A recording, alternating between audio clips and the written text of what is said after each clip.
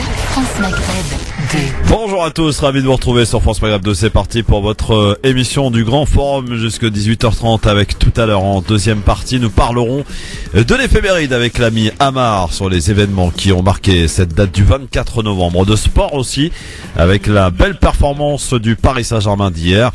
Et l'Europa League ce soir bien sûr, et puis la télé avec ce fameux débat qui va être diffusé ce soir sur deux chaînes en même temps, sur France 2 mais aussi sur TF1. Et ça démarre tout pile à 21h. Sur ce débat, nous y reviendrons bien sûr dans cette émission avec, pour l'instant, il est arrivé à l'heure et c'est tant mieux, Hakim Ral. Bonjour Hakim. Bonjour Christophe, bonjour les auditeurs. Comment ça va Hakim? Impeccable, très bien, en pleine forme pour voter dimanche. Oui, j'ai compris.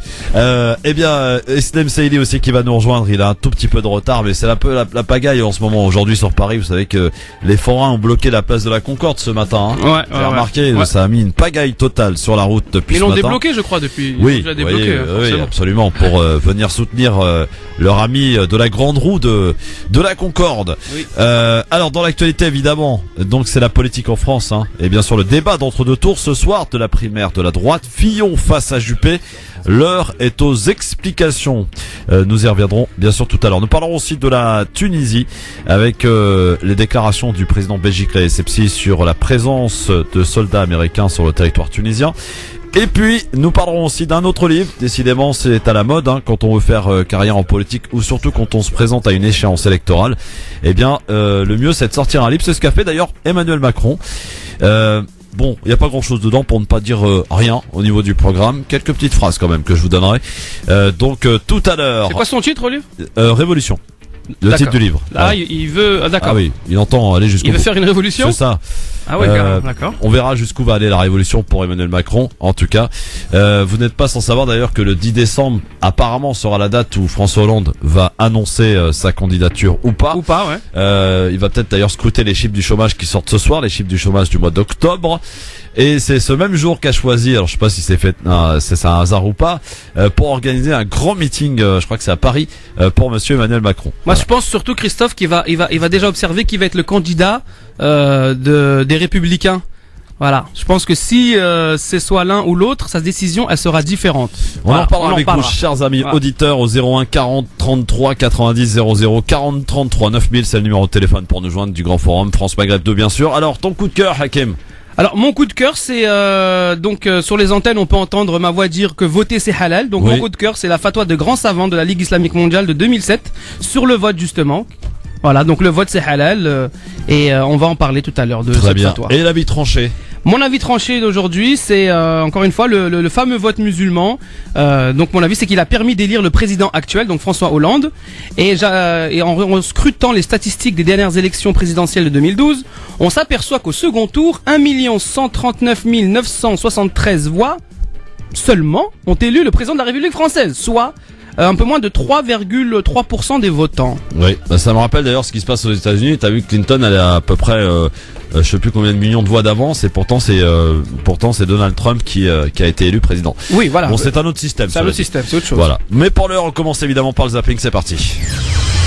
Le zapping, les meilleurs moments qu'il ne fallait pas rater à la télé, à la radio, sur internet. Et le moins que l'on puisse dire, c'est que depuis dimanche soir, que l'on connaît donc les deux candidats en liste pour cette deuxième campagne du deuxième tour des primaires de la droite, eh bien les pics soient assez durs les uns envers les autres. Le moins que l'on puisse dire donc, eh bien avec ces déclarations de la part d'Alain Juppé, mais aussi de François Fillon, je vous ai fait un petit résumé, un petit florilège de ce que l'on a pu entendre par les deux candidats, et ce depuis dimanche soir. Je viens sérieusement casser la baraque pour la reconstruire. La rupture, ça ne doit pas consister à casser la baraque. Hein, la baraque est fragile. Son programme économique d'abord me semble mal utilisé. Il ne tiendra pas la route. Et sa brutalité le condamne à tort, Alain Juppé juge mon projet trop radical, trop risqué. Eh bien, je lui rétorque que si on n'est pas radical maintenant, je me demande quand est-ce qu'on le sera. On ne supprimera pas 500 000 emplois de fonctionnaires en 5 ans. Non, je ne vais pas trop loin. Attention à la démagogie antifonctionnelle. J'assume, ça n'a pas de sens et ça ne se fera pas. Mais c'est aussi à grands coups d'illusion et de mesures prudentes qu'on achèvera un jour la France. Eh bien, si on ne peut rien faire pour éviter la faillite, alors mieux vaut rester chez soi. Permettez que je m'exprime, merci. Il y a des points sur lesquels moi j'aimerais bien que François Fillon clarifie sa position. Par exemple sur l'avortement. Je n'ai jamais remis en cause l'IVG. C'est une polémique inqualifiable. Jamais je n'aurais pu penser que mon ami Alain Juppé tombe aussi bas. Il y a une France qui, elle, a la nostalgie de l'ordre ancien. On me parle beaucoup de Madame Thatcher à l'heure actuelle, qui est un modèle, paraît-il. J'ai vérifié, c'est 1979-1990, Madame Thatcher. Donc vraiment la vie. Moi, j'aime bien qu'on me compare à Madame Thatcher. Entre nous, je trouve singulièrement piquant d'être droit dans mes bottes. Voilà, tous les coups sont permis. On rappelle que ce soir donc aura lieu le débat entre les deux candidats François Fillon et Alain Juppé sur TF1 et France 2. Ce matin, sur France Inter, l'invité Nathalie Kosciusko-Morizet et Léa Salamé qui l'interrogent sur le fait que François Fillon ne l'ait pas pris au gouvernement parce qu'elle était enceinte. Et bien voici que NKM nous apprend au détour d'une petite phrase que Léa Salamé est enceinte. De tour que François Fillon, alors Premier ministre, vous avez dit « Tu ne seras pas ministre car tu es enceinte ». Interrogé à ce sujet, François Fillon a reconnu cette semaine une formule maladroite. Surprenant quand même, non ? Écoutez, j'ai déjà été interrogée sur cette question lundi par un journaliste qui l'a soulevé. Jean-Michel Apathy. C'était bien de bon en l'occurrence, mais c'est faux, hein, c'est ce qui est assez mais j'ai dit deux choses et je vous les redis. Moi, je souhaite pas du tout utiliser ça dans la campagne. Non mais attendez, je souhaite pas l'utiliser pour deux raisons. D'abord, la première, c'est que c'est malheureusement très commun. C'est ce que vous avez dit, c'est ça qui est intéressant. C'est pas sur Fillon. Vous avez dit à chacune de mes grossesses, on m'a fait ça. Mais oui, c'est-à-dire que le premier qui me l'a fait, c'était Chirac. J'ai eu 2 enfants de grossesse, ça fait 2 remaniements. Donc ça n'est pas particulier à François Fillon, d'ailleurs ça n'est pas particulier malheureusement à la classe politique, c'est un problème qui traverse la société française. C'est un problème de regard, et vous le savez bien puisque c'est votre situation actuellement, c'est un problème de regard sur la femme enceinte. Ça, c'est fait. Autre radio, autre contexte. Éric Zemmour, ce matin, s'en est pris avec son ton qui lui appartient à Ali Juppé. Il se plaint. Il n'a pas été soutenu, personne ne l'a défendu, il a été calomnié, sali, par des groupes d'extrême droite, insiste-t-il. Leur crime, le surnommer Ali Juppé. Et oui, Alain Juppé ne s'en remet pas, il ne cesse de le répéter, même s'il sait, ou devrait comprendre, qu'il ne fait ainsi que répandre l'offense. En voulant se victimiser, il donne du crédit à l'insulte. Mais Alain Juppé n'a pas tort de se plaindre. C'est Ali Juppé qui a perdu la primaire. L'homme de l'identité heureuse, d'un multiculturalisme qu'il voulait croire pacifié, des accommodements raisonnables avec l'islam, l'ami de Tarek Oubrou, imam de Bordeaux, qui malgré ses propos apaisants, n'a jamais renié sa proximité avec les frères musulmans. Et pour terminer ce zapping, direction le Canada et le conseil municipal de Montréal, où un politicien de l'opposition explique pourquoi il ne mettra jamais les pieds en Israël. Moi, je considère que et je réponds à mon nom personnel parce qu'on n'a pas eu le temps de faire une réflexion en caucus sur la question. Je considère que Israël a bien sûr sa raison d'être, que le peuple israélien est un peuple qui a beaucoup souffert dans le passé, qui vit dans un contexte de violence permanente dans une région enflammée. Néanmoins, jamais, personnellement, je me déplacerai à Israël sous un gouvernement du Likoud. Jamais sous un gouvernement dirigé par Netanyahou. Netanyahou qui a donc changé dramatiquement la façon de faire la guerre, au point d'être dénoncé par la quasi-totalité des membres de l'Assemblée générale de l'ONU. Les assassinats ciblés, la construction du mur, les colonisations illégales dans Cisjordanie, l'attaque contre l'école de l'ONU lors de la guerre de Gaza, le blocus, ce sont là des conditions qui empêchent la solution pratique des deux peuples qui est soutenue par le reste du monde entier. Tant que M. Netanyahou sera au pouvoir, moi je ne mettrai jamais les pieds en Israël. Bravo. Merci d'être avec nous LGF, le grand forum sur France Maghreb de jusque 18h30 avec Hakim Ral qui est toujours avec nous et avec Islam qui nous a rejoint. Comment ça va Islam ? Ça va et toi ? Islam Saïli, bien sûr, que vous pouvez retrouver aussi sur Facebook. Hakim, t'as déjà vu des vidéos d'Islam ? Oui, j'ai déjà vu les vidéos d'Islam, j'aime bien, c'est un discours simple, abordable par le plus grand nombre et je pense que son public il est plutôt jeune mais aussi moins jeune et c'est très bien. Voilà, Islam et Hakim, le daron et le fiston aujourd'hui, on peut le dire. Bah quoi? T'as quel âge Islam? C'est un petit peu impersonnel. Bon, on s'en fiche frère, qu'est-ce que tu me racontes? J'ai 24 et toi? Moi j'ai 10 ans de plus. Non, tu les fais pas. C'est bien, c'est déjà ça. Il est fait par Hakim, il fait jeune. Ouais. Hein, il fait jeune. C'est vrai. Parce qu'il a toujours le sourire, c'est pour ça. C'est ça, il est toujours au top, Hakim. 01 40 33 9000 évidemment, vous n'hésitez pas à nous appeler parce que dans cette émission une nouvelle fois, on va parler de ce qui va se passer ce soir. Islam, t'as suivi un peu ce qui s'est passé dimanche soir, l'élimination de Nicolas Sarkozy. J'ai cru que t'allais nous faire une vidéo d'ailleurs à ça.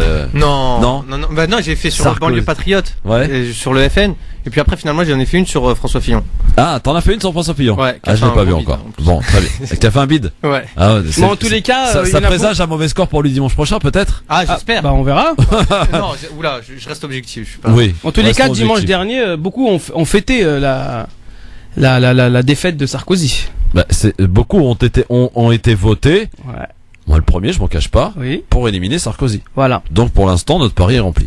Pour Sarkozy, ouais. Pour Sarkozy. Mais il y en a qui disent que Fillon, c'est comme Sarkozy. Et voire pire. Ouais. Alors, je vais peut-être même aller plus loin au risque de choquer. Pardon d'avance. Oui. Mais quand on regarde, et quand on lit les déclarations de François Fillon, quand on regarde, et on écoute et on lit les déclarations du Front National. Oui. On peut être d'accord sur un aspect, qui est la politique étrangère de François Fillon, comme, pardon de le dire, on peut être d'accord sur la politique étrangère que proposait surtout, à l'époque, Jean-Marie Le Pen, quand il parlait de l'Irak, etc. Oui. Maintenant, sur le plan national, je serais même tenté de dire que de voter François Fillon équivaut à voter Front National. Parce que je ne pense pas, à moins que je me trompe, et sauf erreur de ma part, et là on sera peut-être là pour me contredire, soyez les bienvenus, que le Front National va aussi loin sur l'islam, sur les musulmans, que François Fillon. Bah, il le dit très clairement, Fillon, dans l'extrait du zapping que tu as mis tout à l'heure. Il a dit, Alain Juppé me dit que je suis radical. Il dit, bah, il faut bien être radicalement. Quand il faut, sinon on le sera quand. Donc il parle de radicalité. Il utilise même ce mot-là, François Fillon. Donc François Fillon vraisemblablement s'est radicalisé. Il a un discours radicaliste. Il est fier. Voilà. Et il le dit clairement et la droite sait clairement que il se situe le plus à droite. Tandis que Juppé, ils sont plutôt centre et plutôt voilà, les appels du pied à l'apaisement et à élargir, rassembler davantage même au-delà du centre droite. Juppé il le fait, tandis que Fillon il est totalement décomplexé, il dit non. Ouais. Mais voilà. Sans faire de chantage, hein. Mais c'est juste une petite idée que je me suis faite comme ça en écoutant, en regardant, en scrutant un petit peu les différents propos et les paroles prononcées, ce que l'on peut lire aussi dans son livre. Moi, je vous invite à tous ceux qui vont voter Fillon dimanche de lire le livre d'abord, hein. Ah, le livre, c'est une catastrophe. Voilà. J'en ai un extrait là. Si, j'ai lu quelques phrases là. Si tu permets, Christophe. Ouais, vas-y, tiens. C'est une petite punchline là, avant de commencer. Page 7, dès le début, la première page de lecture. En guise d'introduction, dit-il, la France que nous aimons est aujourd'hui menacée. Pas seulement dans son intégrité, elle est menacée dans son mode de vie, dans sa liberté d'expression, dans ce qui constitue le cœur de sa civilisation et bien sûr les ressorts de son histoire. Ensuite, il continue, il dit, lui-même, hein, c'est pas entre guillemets, hein, elle est menacée dans son identité par un ennemi dont le crime est la prière. Mais c'est une catastrophe ça de dire... Alors que le titre du livre, c'est vaincre le totalitarisme islamique. C'est pas le totalitarisme islamiste. Ouais. Ou l'extrémisme islamiste ou la radicalité. Il essentialise en fait. Donc le crime c'est la prière. Surtout que lui c'est un gros catholique donc. Enfin gros je sais pas, mais en tous les cas son discours, ça montre qu'il a peu d'estime pour la prière. On va dire ce qui est sacré. Bah oui. Parce que sinon il respecterait Pour un catholique ça la fout mal quand même. Bien sûr. Ah ouais.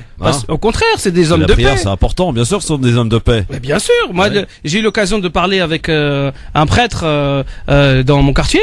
Où, ça n'a rien à voir les discours qu'on entend quand on discute en face à face entre hommes, entre croyants. Tandis que là, il dit clairement, il parle d'ennemis. Et dit que son crime c'est la prière, ça veut dire quoi ça?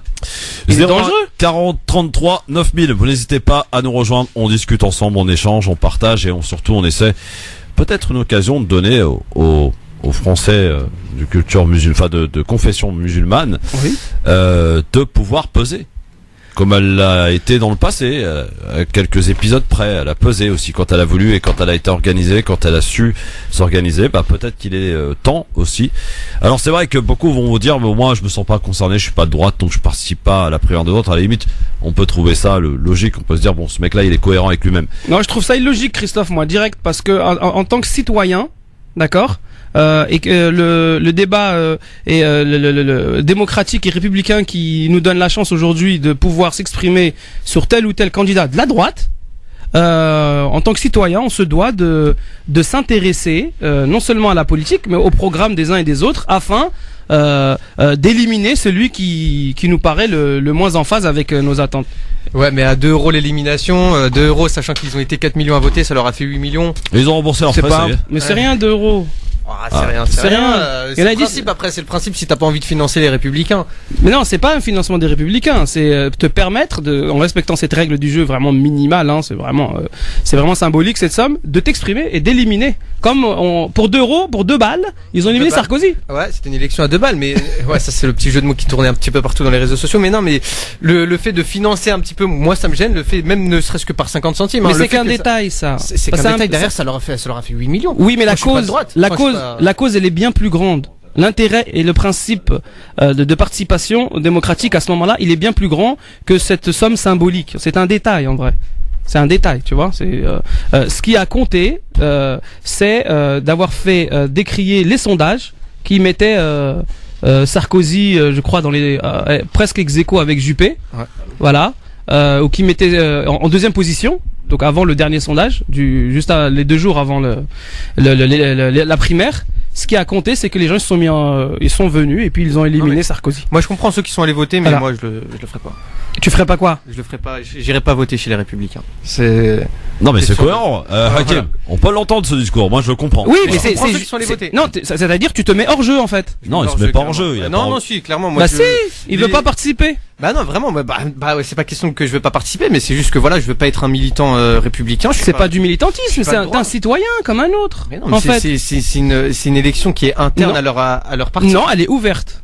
C'est une nouveauté, hein. C'est pour faire les choses genre à l'américaine, c'est nouveau. Est-ce que ça te choque que des mecs de droite ou du Front National viennent voter à la primaire de la gauche au mois de janvier? Alors, pas du tout, et moi je considère les gens avant tout comme des citoyens. Et donc, qu'ils soient de droite, d'extrême droite, de gauche, d'extrême gauche, du centre, c'est des citoyens avant tout.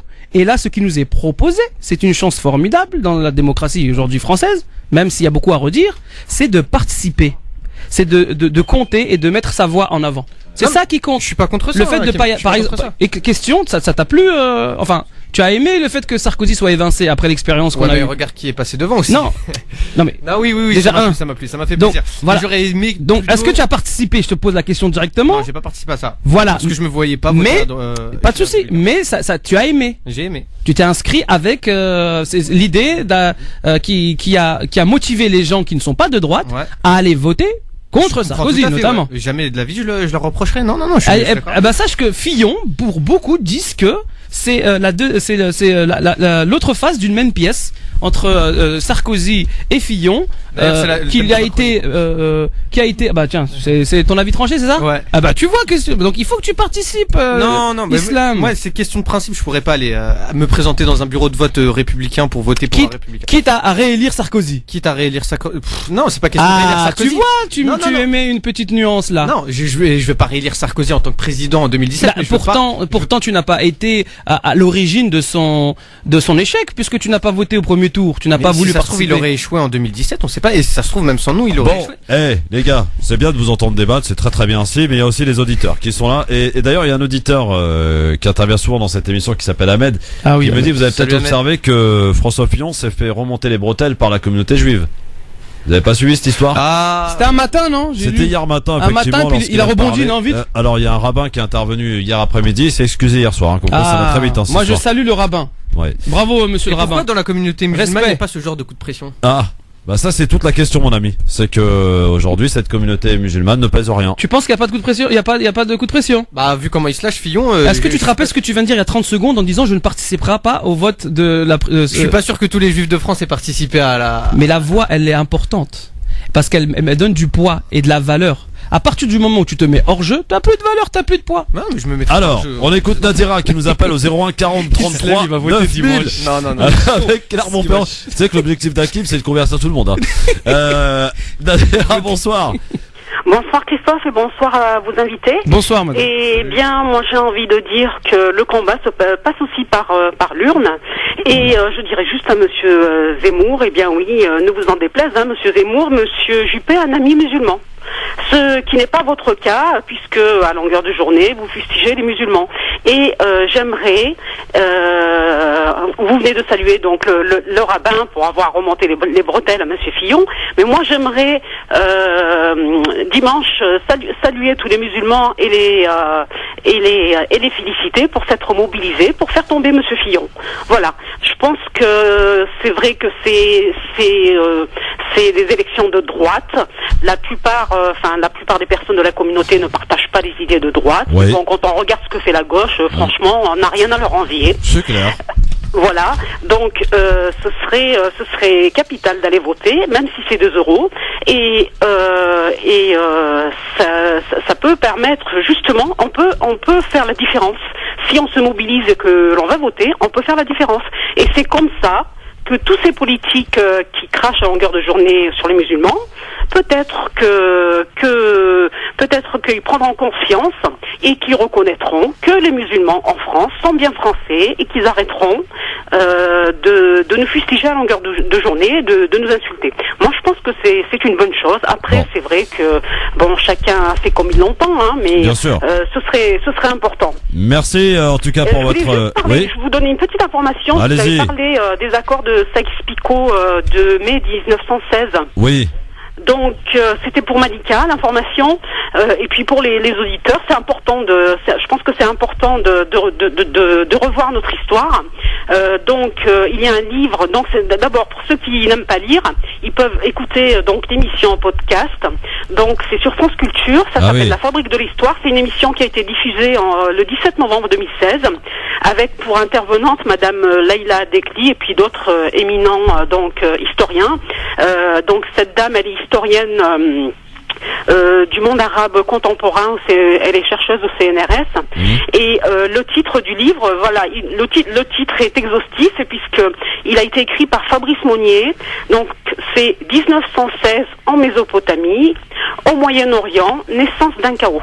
Donc il nous parle donc du partage du Moyen-Orient entre la France et la Grande-Bretagne. D'accord. Donc Monsieur Sykes-Picot, donc il était député en Grande-Bretagne.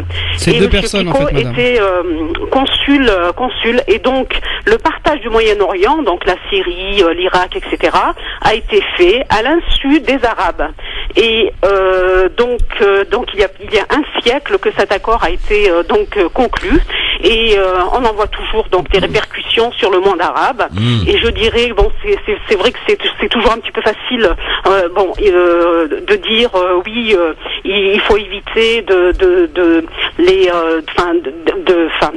il faut éviter de se rendre victime, mais je pense que si vous lisez donc ce livre et que vous écoutez l'émission, vous comprendrez tout, des manigances et du machiavélisme de l'Occident qui il y a quelques siècles, voire quelques années, nous disait qu'il apportait la civilisation et pour des intérêts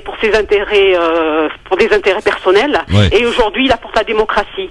Donc, moi, j'ai l'impression qu'à chaque fois qu'un pays musulman ou arabe essaie de relever la tête, il est décimé. Donc, voilà, si vous avez donc l'occasion d'écouter cette émission, c'est très intéressant. Bien. Et ça vous permettra de comprendre un petit peu la politique, la géopolitique, politique géostratégique. Merci Nadira, merci beaucoup. Voilà. À très vite. Swad de Reims aussi est avec nous. Bonsoir Swad. Oui, bonsoir Christophe. Bonsoir à tous. Bonsoir. Bonsoir Swad. Oui, on vous entend bien, 5 sur vous inquiétez 5. pas. Ah, parfait. Alors, moi, je voulais parler de ce qui se passe en ce moment au niveau de la droite.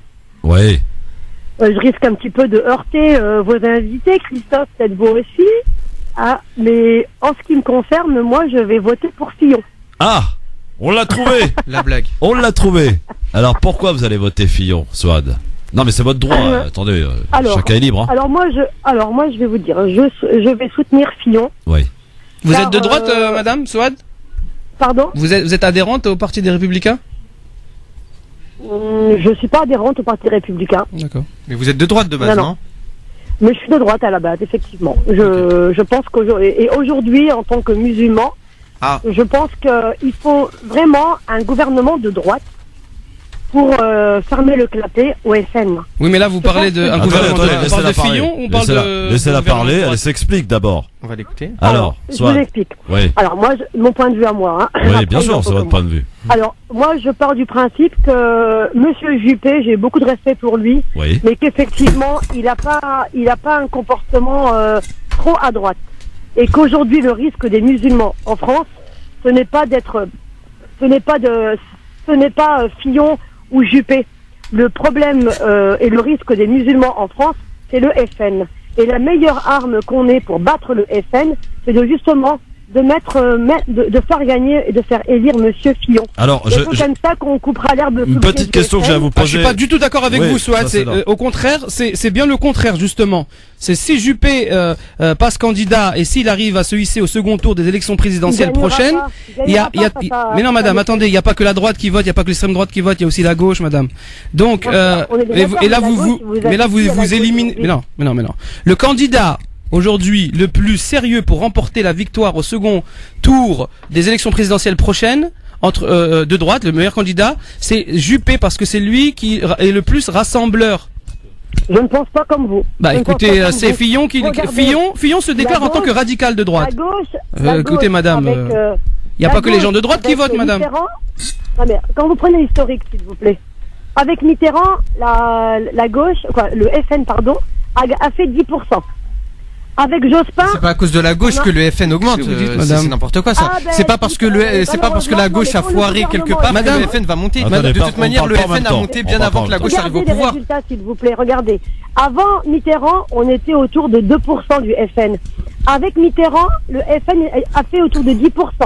Avec Jospin, on est autour de 20%. Avec Hollande, on est autour de 30%. Donc cela démontre ça, ce sont là des faits historiques, madame. Non, mais c'est là vous pouvez pas la contredire. Mais mais non, je vais vous expliquer. Le Pen était face à Jacques Chirac, c'était pas face à Jospin. Oui, non mais qui était au gouvernement? Qui était au gouvernement? Qui était Premier ministre? Christophe. Pendant 5 ans. Non mais d'accord, excusez-moi, est-ce que vous êtes de confession musulmane? Vous êtes croyante ou pas? Vous êtes croyante? Monsieur Fillon, pour en venir sur Monsieur Fillon, je suis en train de lire son livre. Ça me fait hisser le poil. Je suis comme vous. Oui. Attention, je suis pas en train de vous contredire. J'apporte juste une petite nuance. Peut-être qu'elle se confirmera, peut-être pas. Mais toujours est-il qu'aujourd'hui, le plus à même de couper l'herbe sous le pied à Marine Le Pen, c'est quelqu'un de droite. Donc vous n'êtes pas d'accord avec moi, Souad. Et pas quelqu'un de mi-figue, mi-raisin, quoi. Souad. Monsieur Juppé. Excusez-moi, Christophe. Oui. Et donc vous n'êtes pas d'accord avec moi lorsque je disais tout à l'heure qu'en lisant et en écoutant François Fillon, on peut vraiment dire que voter Fillon, c'est voter Front National, parce que j'ai l'impression quand même que Fillon va encore plus loin que ce que peut dire Marine Le Pen dans les médias, quoi, aujourd'hui. Soit d'une question. Forcément. Après, il faut pas oublier que c'est le discours, comme disait Sarkozy. Le plus dur, c'est d'arriver au pouvoir, c'est pas de gouverner. Faut pas oublier qu'aujourd'hui, l'ambiance que règne en France et dans l'Occident en général, elle n'est pas pro-musulmane. Souad, ce que je pense. C'est le premier qui sort ça. Ce que je peux vous dire, Souad, personnellement, c'est vraiment d'aller vous procurer ou à la limite vous laisser votre adresse et on va essayer de vous envoyer le livre du candidat pour qui vous voulez voter là entre Fillon et Juppé et vous allez découvrir à quel point ces propos ils peuvent être tenus. Non, ces propos lorsqu'il parle, il compare, c'est-à-dire la phrase qu'il utilise c'est un serpent a beau changer de peau, mais il ne change pas de nature. C'est des propos très graves qui stigmatisent. Attendez, Souad, laissez finir. Souad, vous êtes en train de dire que personnellement, vous pensez encourager vous-même en tant que personne de culture musulmane François Fillon devant Juppé. D'accord. Et nous sommes en train de vous répondre, Souad, que François Fillon a un discours islamophobe. Non seulement islamophobe, mais très penché extrême droite. Je pense que Marine Le Pen doit être jalouse même des thèmes et des discours abordés par François Fillon. François Fillon dit dans son dernier livre, qui est paru il y a à peu près un trimestre, que le serpent a beau changer de peau, il ne peut pas changer sa nature. Et le titre de ce livre, madame, je sais pas si vous êtes au courant, c'est En finir avec le totalitarisme islamique. Et il ne dit pas islamisme, il dit islamique. Le problème que Fillon a, c'est un problème non pas avec l'extrémisme islamiste, comme il peut y avoir un extrémisme protestant ou catholique, mais c'est avec l'islam. Ou juif, c'est avec l'islam. Mais vous vous rendez compte, madame, c'est très très grave. Il peut même, je pense, je suis pas expert en droit, mais je pense qu'il y a un procès qui peut lui être intenté pour incitation à la haine envers des personnes en raison de leur religion. C'est très grave, madame. Non, mais à ce moment-là, c'est très grave, faut arrêter.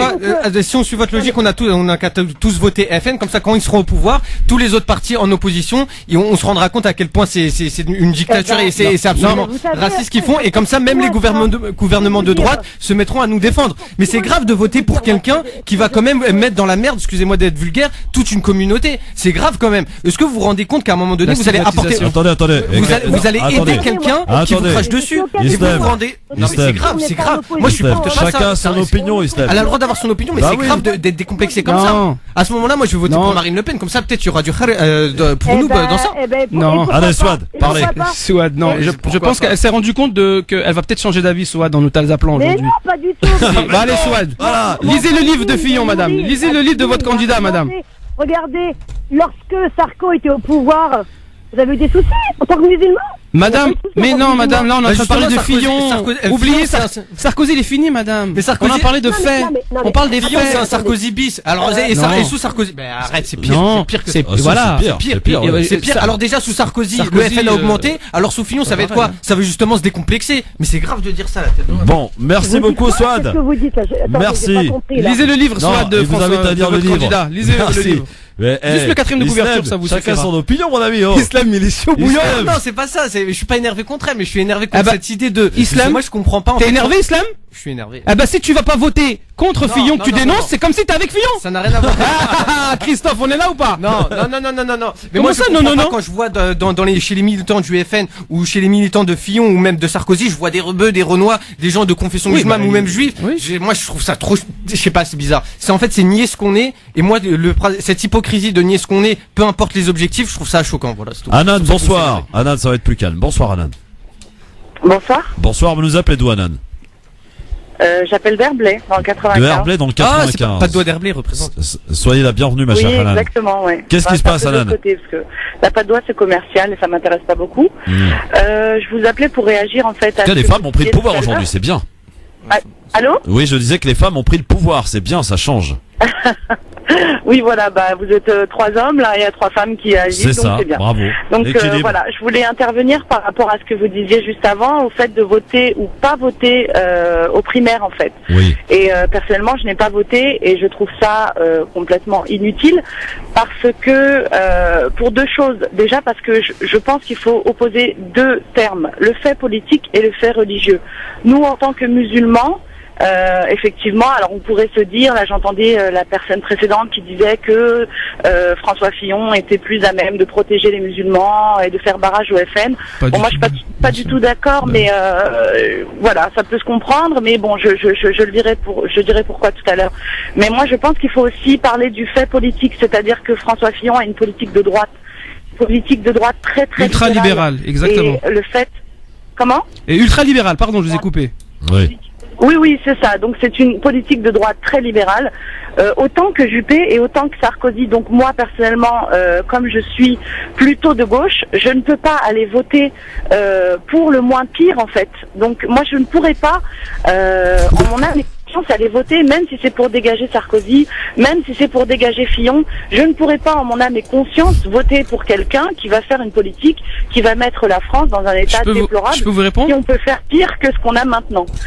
Oui, bien sûr. Je voulais juste dire après, et après, bien sûr, j'entendrai la réponse.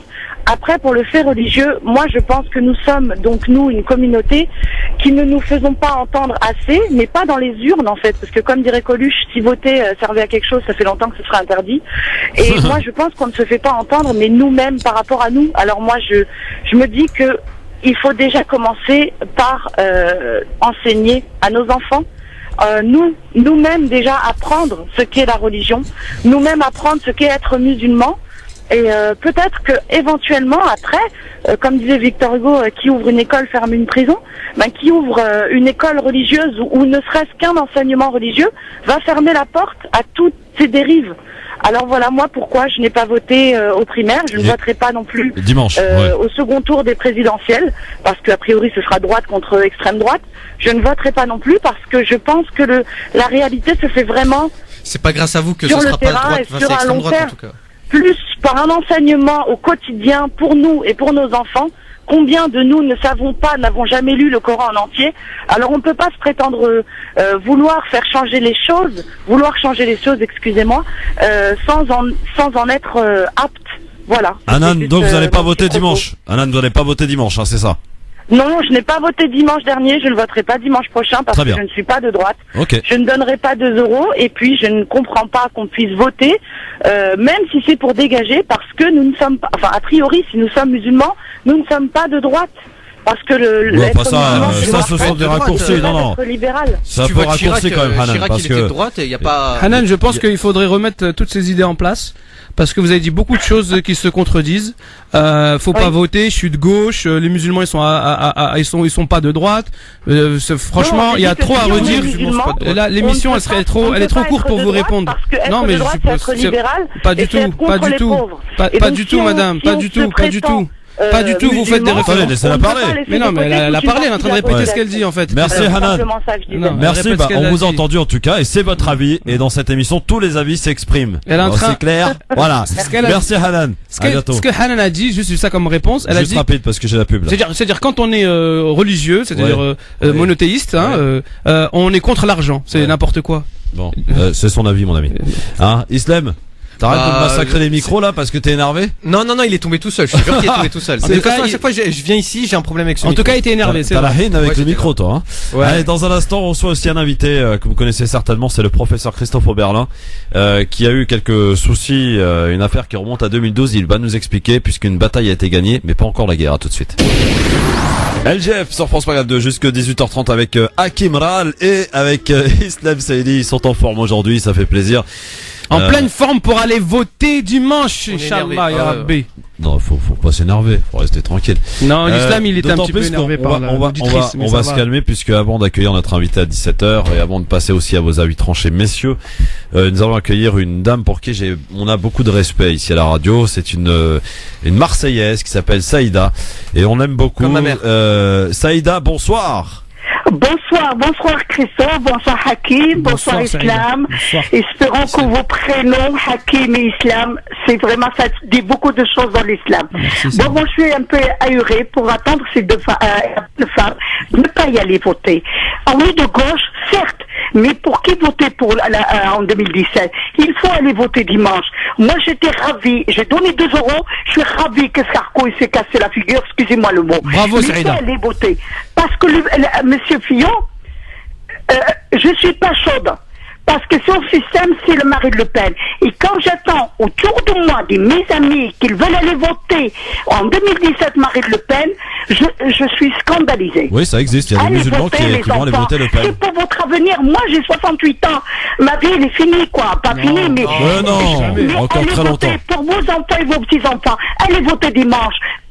Mais en tout cas, barrer la route à des gens qui sont vraiment... Et en plus, c'est les sarkozystes en plus. Les 20 voix de Sarko, c'est lui qui va les prendre. Hein? Et des fascistes, moi j'en connais. Ils sont tous des... Vous voulez d'avoir un pays où il y a le facho, où il y a la guerre civile et la haine raciale et la ségrégation? Allez voter. Excusez-moi, madame, la dernière dame qui a parlé qu'elle ne veut pas y aller voter. Le débat de l'école musulmane, c'est à nous de se surligner et de la construire, comme il faut nos frères et cousins juifs, nos concitoyens français d'origine juive. C'est eux qui battent et construisent leurs écoles. C'est pas l'État français. C'est à nous de le faire pour nos enfants, pour nos petits-enfants, et leur montrer. Et même s'il n'y avait pas l'école, c'est à la maison qu'on doit leur dire. L'islam c'est ça et non pas ça. Et regardez un peu sur internet qu'est-ce qu'ils font leurs gosses. C'est ça l'avenir de nos enfants. Est-ce que vous êtes d'accord avec moi, Christophe? Bravo Saïda. Oui. Ah, vraiment, là, vous m'avez fait plaisir. Je parle à toutes ces femmes, que leurs enfants, c'est leur avenir, que demain ils seront des professeurs ou des chefs d'entreprise ou n'importe, même pas un ouvrier. Exactement, Saïda. Ne font pas de ce pays magnifique, un pays de fachos. Exactement. Je vous embrasse et je vous souhaite beaucoup de choses. Et surtout, réfléchissez et allez voter dimanche. Merci, voilà. Saïda. Merci, Saïda, je vous embrasse très fort. Tous et bonne chance. On vous embrasse très fort, Saïda. Ce pays et nos enfants et qu'ils réussissent dans leur avenir. Exactement, c'est notre pays, madame. Oui, la diplomatie, c'est la meilleure chose qu'on peut s'avancer, nous, les musulmans de France. Merci, Saïda. Saïda, vous savez, quand on avait été faire une conférence à Marseille à plusieurs reprises, elle nous avait apporté plein de gâteaux. Alors super là, bon. Saïda, je t'aime. Ouais. Voilà. Et puis il y a sa fille aussi que je salue et que j'embrasse aussi. On va à Metz, messieurs, avec Nora. Bonsoir, Nora. Mais les femmes ont vraiment pris le pouvoir aujourd'hui. Les réflexions de certaines que vous interrogiez.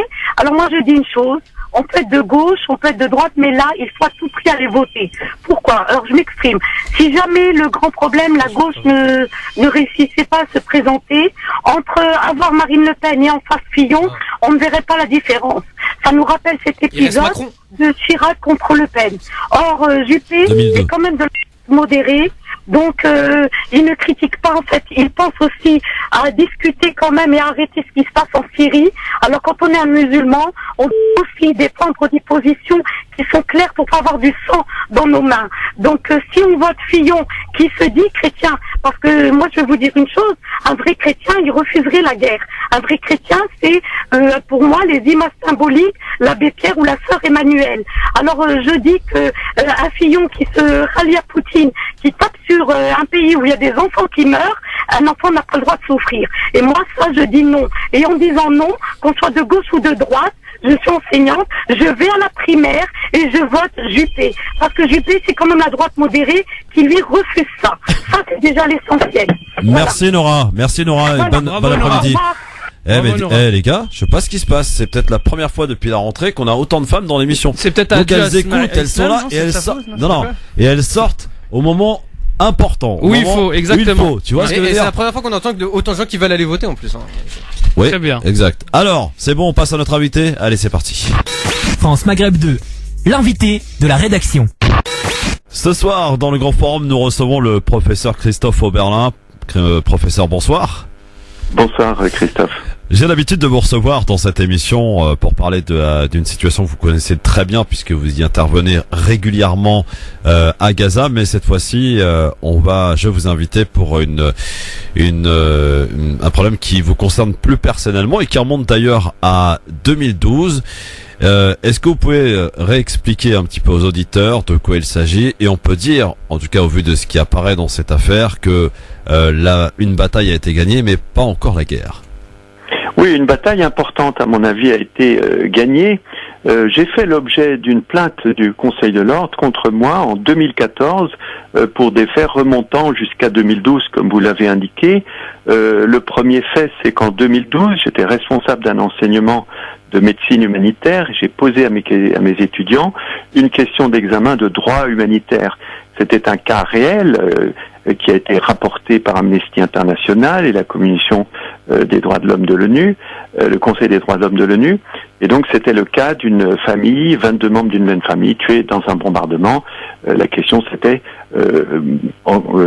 mettant en évidence vos connaissances sur les différentes définitions des différents crimes de guerre, et bien qualifier juridiquement bien entendu cette affaire. 80 étudiants sur 86 d'ailleurs est très bien répondu. Alors il y a eu une levée de bouclier et le Conseil de l'Ordre s'est plaint contre moi sur dénonciation de l'Association des médecins israélites de France, qui est une association qui prône notamment dans ses statuts la défense d'Israël sur tous les fronts, entre guillemets. Le deuxième grief était une vidéo de soutien à Dieudonné où je l'ai soutenu lorsque ces spectacles étaient interdits. Et globalement, j'ai été condamné en 2015 pour propos antisémites sans que ces propos ne soient tenus. Et donc nous avons fait appel avec mon avocat, Gilles Devers. Et en appel, eh bien, nous avons gagné sur un point, le premier, qui est celui que la qualification de propos antisémites a été retiré. Donc c'est une grande victoire. Par contre, le blâme a été maintenu sur cette question d'examen. Et donc nous attaquons maintenant au Conseil d'État sur le thème de la liberté d'enseigner. La liberté d'enseignement, c'est un principe fondamental dans notre Constitution. Elle est inscrite dans les règlements universitaires. Et bien entendu, l'affaire donc ne peut en rester là. Alors, Conseil d'État, ça veut dire que ça peut aller vite, professeur ? Écoutez, je ne suis pas spécialisé dans la question. Je crois que ça peut aller assez vite, d'autant plus que le dossier est assez limpide. Je crois qu'il sera très très difficile à une juridiction de continuer à aller dans le sens du Conseil de l'ordre. Il n'y a eu aucun trouble à l'ordre du public. Il y a un fait divers, je dirais, qui est connu de ceux qui suivent un petit peu l'actualité, un cas réel.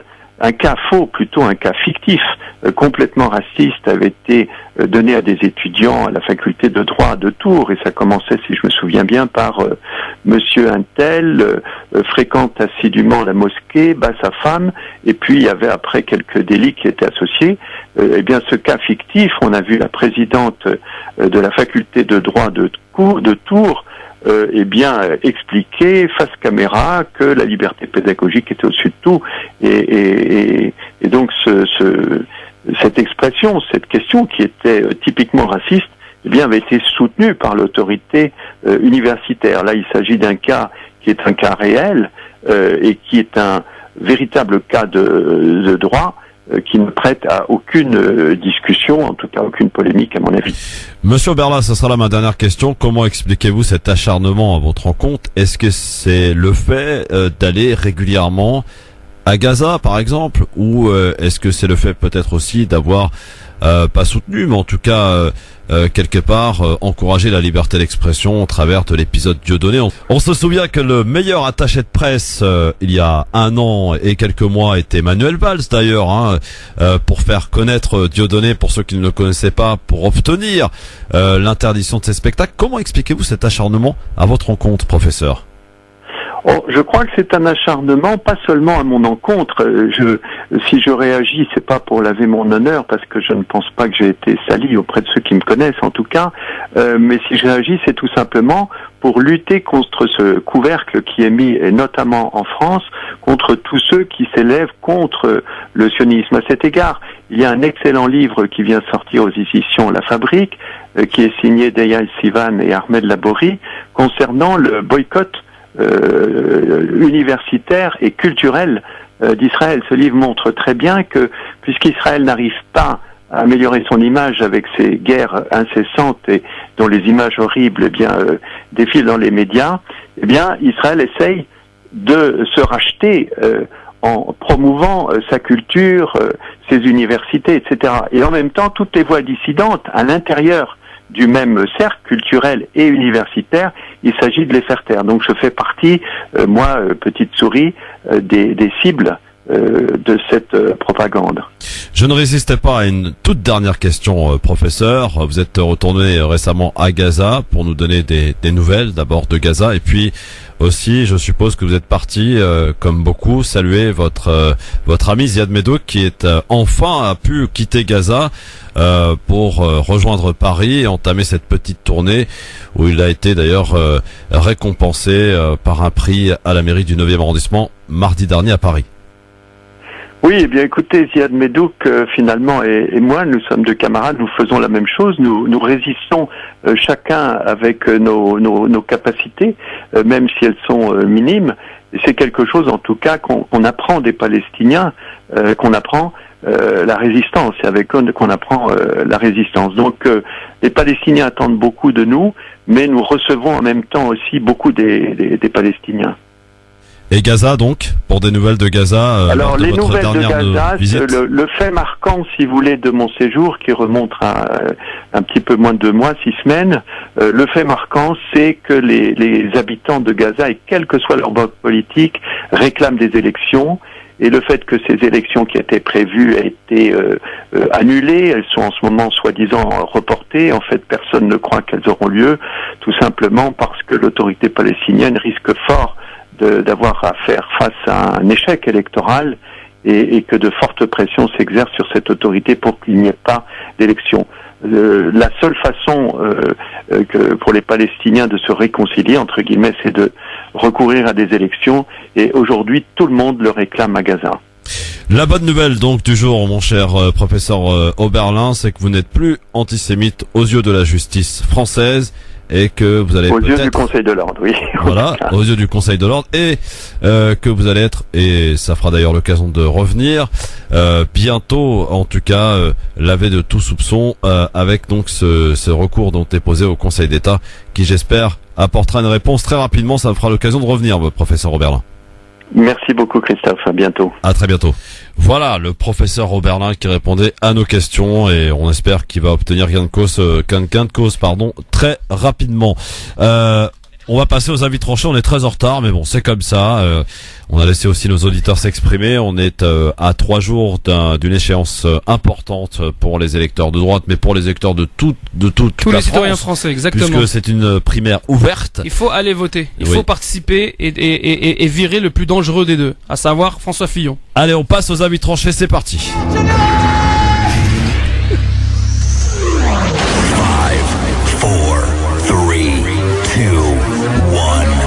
0. Je fais quoi que ce soit, c'est la mise à pied. Alors piétinez-moi, allez-y. Allez, on va commencer par Islam Saïli pour son avis tranché. On t'écoute, mon ami. Ok, ça marche. Alors moi, je voulais vous parler un petit peu du programme de François Fillon et pas de Alain Juppé, comme j'ai pu me tromper avant. Alors moi, je vais pas vous parler des questions religieuses, je vais plus vous parler de tout le reste, parce que François Fillon, c'est pas juste un islamophobe, c'est pas juste quelqu'un de très conservateur. C'est aussi quelqu'un qui veut passer à 39 heures dans le privé, mais qui seront payés 35 heures. Tout ça pour but d'économiser ou de supprimer 500 000 postes. Et ça lui ferait économiser des milliards, certes, mais comment tu veux combattre le chômage en faisant travailler plus, en étant payé moins, et en supprimant des postes et en fermant les postes? Tu vois, c'est un truc. Et en parlant de chômage d'ailleurs, c'est pas fini. Il veut plafonner les indemnités à 75%, et il veut en plus de ça les rendre dégressives. Donc ça veut dire que si tu perds ton travail, donc déjà tu vas plus avoir d'argent, tu vas en avoir besoin, donc déjà t'en auras moins parce que les indemnités seront plafonnées, mais en plus au fil des mois, plus t'en auras besoin, moins t'en auras parce qu'il y a une dégressivité, et ça c'est vraiment pas cool. Ce qui veut il veut aussi faciliter les entreprises à embaucher. Pour ça, il veut trouver un nouveau moyen, un nouveau motif de licenciement, et ce motif de licenciement, ça s'appelle la réorganisation. Ça veut dire que bientôt on ne sera plus viré, en 2017, on sera réorganisé. Alors c'est quoi réorganiser? C'est choisir le menu à la cantine, qui choisit les chaises, qui choisit les bureaux. Ça sera tout ça. Il y a aussi le brevet et le baccalauréat en juillet. Ça veut dire, lui, il a vraiment un seum, j'ai l'impression, contre les fonctionnaires, Il veut les voir travailler jusqu'au bout. Et aussi les profs. Les profs, ils supportent pas de voir des profs travailler moins de 20 heures par semaine. Alors il veut les faire travailler jusqu'en juillet. Et il y a pas que ça aussi dans son programme. Il veut également permettre aux entreprises d'évoluer dans un contexte concurrentiel en allégeant le droit du travail. Alors qu'il trouve trop lourd. Alors le code de travail, il a peut-être cru que c'était quelqu'un en surcharge pondérale parce qu'il a cru qu'il était lourd et il voulait l'alléger. Donc n'oubliez pas qu'en 2017, le slogan de François Fillon, ça sera Wet Watcher by Fillon. Pas mal. Hakim. Alors mon avis tranché. Attends. Action, on se dit step d'abord. Alors c'est exactement ça, c'est-à-dire que la vision qui le dit encore lui-même, Fillon, je suis radical et il est temps d'être radical. Ça fait, c'est ouvrez les oreilles, ouvrez les yeux, les amis. Et quand t'as pointé du doigt dès le début le retour aux 39 heures, moi j'ai pas lu ça. Il veut pousser jusqu'à 48 heures dans le privé. Eh oui, c'est le maximum autorisé par l'Europe. Et il veut permettre non, en fait, il veut plus de 35 heures dans le privé, il veut que ce soit négocié, en fait, ça se négocie directement. Mais jusqu'à la limite légale. Alors, 48. Donc sa vision, en fait, c'est une vision de la société. Sa vision de la société, c'est quoi? C'est que il faut travailler davantage, il faut être davantage pour courir derrière un salaire, des heures supplémentaires qui ne sont que finalement par rapport au mode de vie et les charges que nous subissons au quotidien que dérisoires. Parce que il suffit pas de dire il faut travailler. Le but c'est que tu vas travailler, mais pour combien? C'est ça la grande question. Je suis d'accord avec toi. Tu vois? Je suis d'accord. Les gars, eux, ils touchent je crois il a 14 000 euros, 20 000 euros par mois. Ils ont pas la notion, en fait, d'un salaire à 1500. Ils se sont jamais débrouillés avec 1500, 2000 euros par mois. Ils sont pas débrouillés avec ça. Ils savent pas ce que c'est. Ils sont déconnectés du terrain. La vision, capitaliste que défend, ici dans son programme François Fillon, c'est une vision, c'est aliénant pour le travailleur. Et c'est faire simplement le jeu et l'intérêt du patron, du grand patronat, parce qu'il y a patron et patron. Hein. Ouais, non mais carrément. Parce que t'imagines bientôt dans un entretien d'embauche, tu vois, t'as le futur salarié, parce que maintenant ils veulent laisser la libre négociation entre l'entrepreneur et le salarié en ce qui concerne les heures de travail. Mais ça veut dire qu'en fait, si un entrepreneur, il veut que des gens qui vont travailler 45 heures, il suffit de dire ouais, vous êtes intéressé par un contrat de combien d'heures? 35 heures? Bah non, salam alaikum, au revoir. Voilà. Mais ça veut dire maintenant, en fait, on sera tous pris. Bon, je vais dire, ils vont tous nous tenir là où je pense, tu vois. Enfin, c'est maintenant sa vision. François Fillon, ça reste une vision de droite. Mais lui, il a l'extrême. Mais l'extrême, parce que Juppé aussi, il veut retourner aux 39 heures. Bien sûr, parce que ça sera payé 39 heures, pas payé 35 heures. Nous sommes d'accord que malgré que ça soit la même famille politique, donc les Républicains et le centre, comme ils disent, il y en a un des deux qui est beaucoup plus dangereux pour le travailleur, qui est beaucoup plus dangereux pour le quotidien du citoyen français, parce qu'il va en demander plus. Or, quand on voit les autres modèles de société européennes face au travail et comment elles réussissent, elles ne travaillent pas forcément beaucoup plus. Et là, j'invite les auditeurs à aller regarder encore le nouveau document de Michael Moore quand il montre les conditions de travail des Italiens, par exemple, en Europe. Ils sont pas là à courir après les heures de travail. Eux, c'est une vision. Tu vois, la droite, c'est une vision, c'est le profit, c'est le capital, c'est la recherche de la croissance qui est le moteur de leur réflexion. Or, dans le cas de Fillon, lui, il est à l'extrême. Entre Fillon et Juppé, c'est clair et net qu'il faut sortir de Fillon. En tout cas, Ben David Tranchet, imagine que ton slogan soit repris par les guignols de l'info, mon cher Islem. Ça va pas mettre des kilomètres tout ça. Pour le slogan de campagne de Fillon, j'aime bien.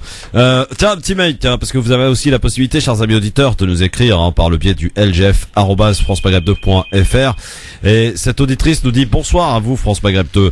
Il me paraît très important d'aller voter en masse ce dimanche.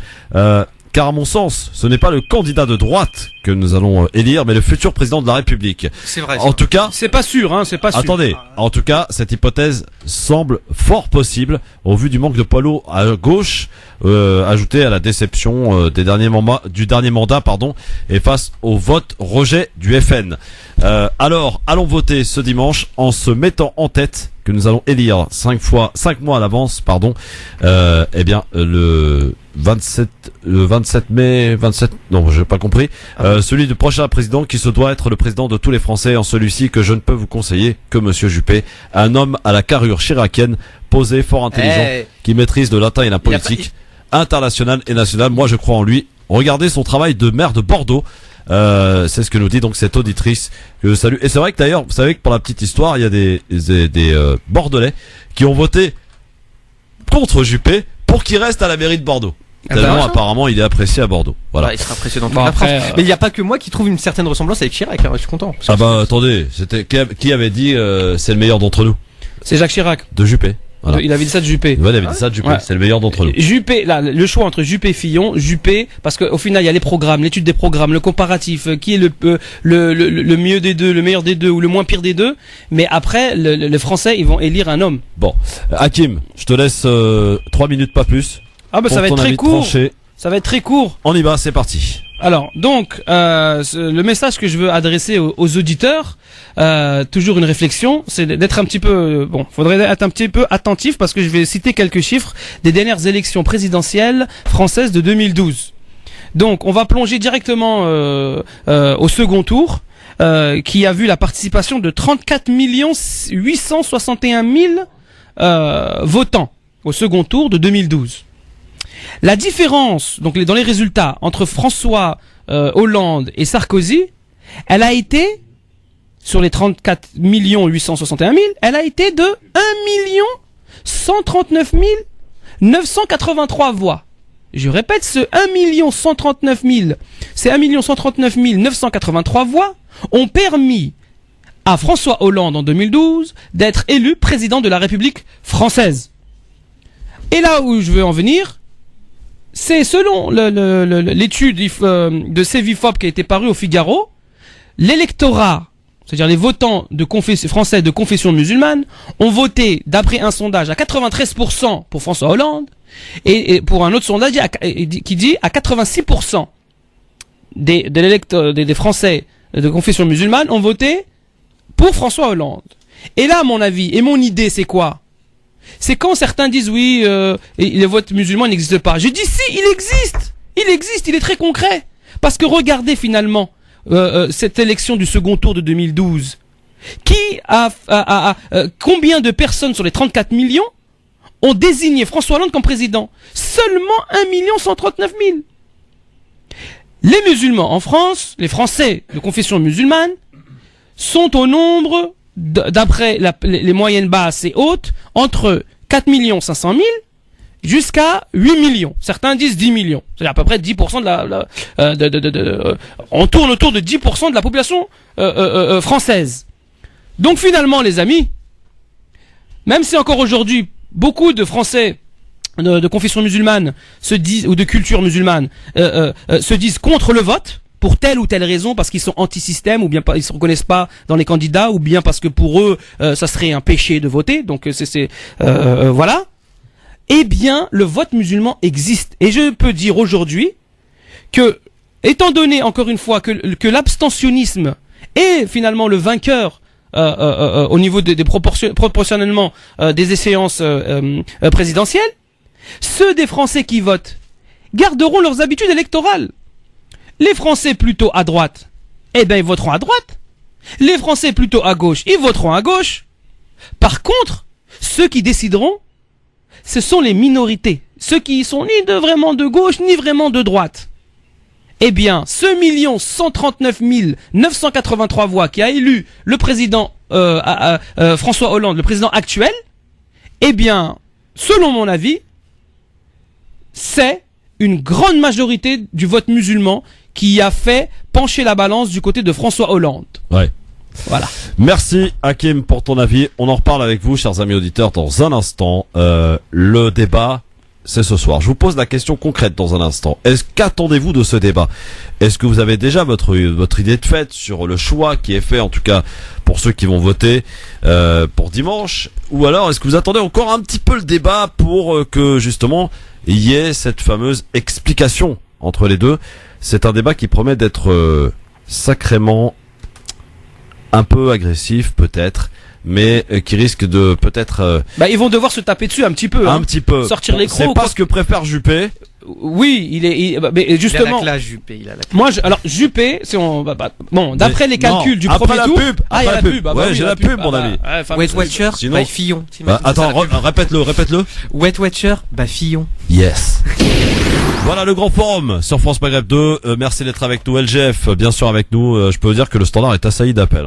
Hakim et Islam. Il y a de quoi, Christophe? Écoute, avec les aberrations qu'on entend sur le fait de pas aller voter parce qu'on n'est pas de la famille, on n'est pas concerné par la droite. Et je comprends.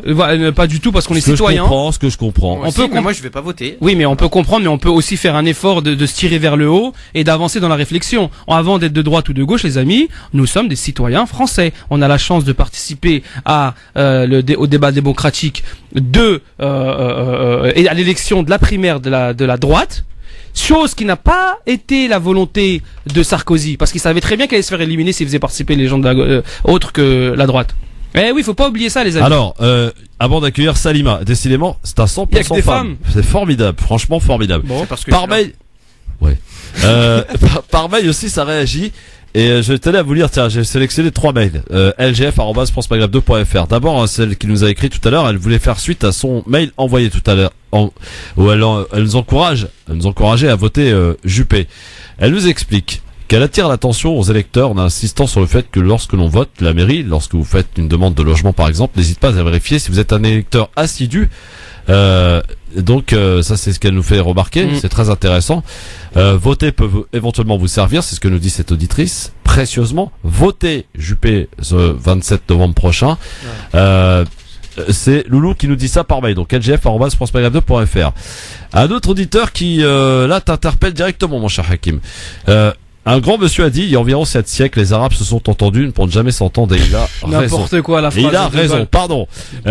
Si monsieur Fillon s'est excusé auprès de la communauté juive, c'est parce que cette dernière s'est constituée en lobby avec sa totale intégration dans la société et ses différentes institutions.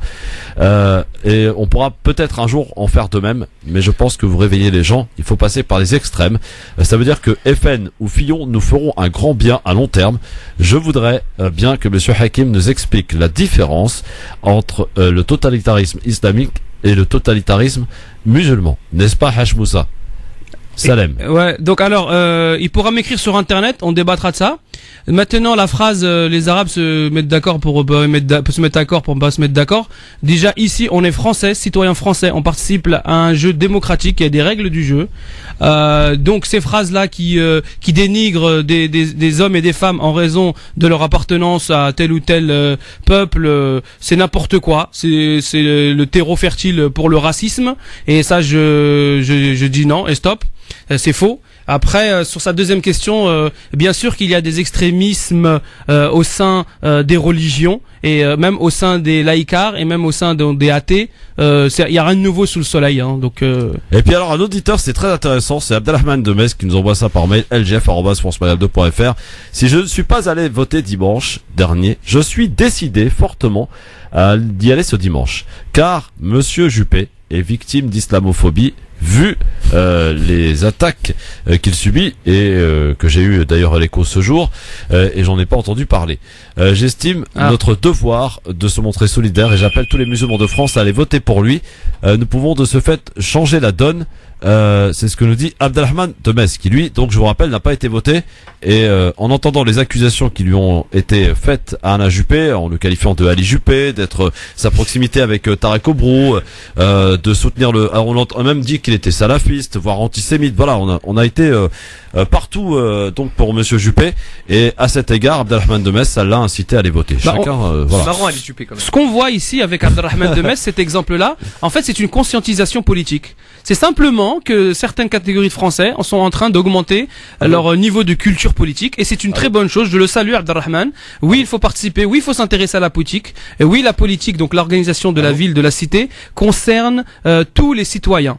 D'ailleurs, que ce soit au niveau local, régional ou même encore national. Voilà, le fait qu'il ait changé d'avis et il est décidé de se bouger pour aller dégager le Fillon. Ça c'est une chose qu'il faut saluer. C'est pour ça Islam, quand tu me disais tout à l'heure, tu vois lui, il n'est pas parti au premier tour comme toi. Mais quand il a vu, quand il a entendu, quand il a lu la campagne, bon, bien sûr caricaturale, contre la personne d'Alain Juppé, donc c'est une campagne basée sur de l'islamophobie, tu vois. Donc, il a décidé de prendre sa carte et d'aller voter dimanche. Donc Islam, je crois que tu vas être le seul en France à pas aller voter, frère. Et bouge-toi. Au moins je resterai cohérent et fidèle à mes principes. Je suis pas un mec des républicains et j'irai pas participer à un truc. Mais t'es un citoyen français. Mais je comprends que t'ailles voter, je comprends que tout le monde aille voter pour eux. Mais moi je veux pas. Mais c'est pas une élection citoyenne, c'est pas, ils ont dit voilà. Bien sûr, c'est ouvert à tout le monde. C'est ouvert, mais ça veut pas dire. D'ailleurs, pour reprendre le mail, ça va pas compter dans la carte électorale. Comment? Ça compte? Est-ce qu'on garde Fillon ou Juppé? Non, parce que tout à l'heure, il y a une dame qui a envoyé un mail et qui a dit qu'on va demander un logement à la mairie, regarde notre il y a des listes d'émargement, ils vont regarder les noms. Non, ils regardent pas. Et tu signes. Non, mais ils vont voter. Oui, je signe, mais eux, ils vont pas mettre le tampon officiel sur ma carte électorale. Non, c'est ce que regarde la mairie. Ils vont voir qui a voté quand même. La mairie peut voir. Ils peuvent voir qui a voté. C'est normal, ça. Ça, ils peuvent voir, je pense. Je sais pas, mais. Tu sais quoi? Ils ont même accès à la liste de tous les votants. Et en étudiant les noms et prénoms, ils peuvent désigner. Ça, tu parles du parti. Parti. Ouais. Moi, je te parlais du mail qu'on a reçu. À chaque fois que tu votes, à chaque fois que tu participes à une élection, d'un suffrage, ton nom, ton prénom, il est consigné dans un livre. Après, telle ou telle personne peut avoir accès au livre. Hein. Oui, de toute façon, on en a parlé d'autres fois avec toi, Islam. Tu te rappelles, ça avait fait débat sur le fichier test. Donc aujourd'hui, ils savent tout sur tout le monde. Il n'y a pas de problème. Allez, on va accueillir nos auditeurs et encore une auditrice. C'est Nassima. Bonsoir. Dis donc. Bonsoir. Salam alaikum, c'est Salima. Salima, pardon. Salima. Professeur d'anglais, Salima. Salam alaikum à vos invités. Alors moi, je suis professeur d'anglais. Oui. Je suis allée voter donc pour le premier tour. Oui. Et je vais aller voter également dimanche. Bravo. Mais je suis sûre que je ne vais pas voter pour Monsieur Fillon, vu ce qu'il a l'intention de préparer pour moi-même et tous mes collègues. Déjà, les réformes qui ont été faites par Najat Vallaud-Belkacem, c'est une véritable catastrophe. Depuis la rentrée, c'est un petit peu le bazar, je dois vous avouer. Et on est aussi un petit peu là d'entendre que voilà, les professeurs ne travaillent pas assez.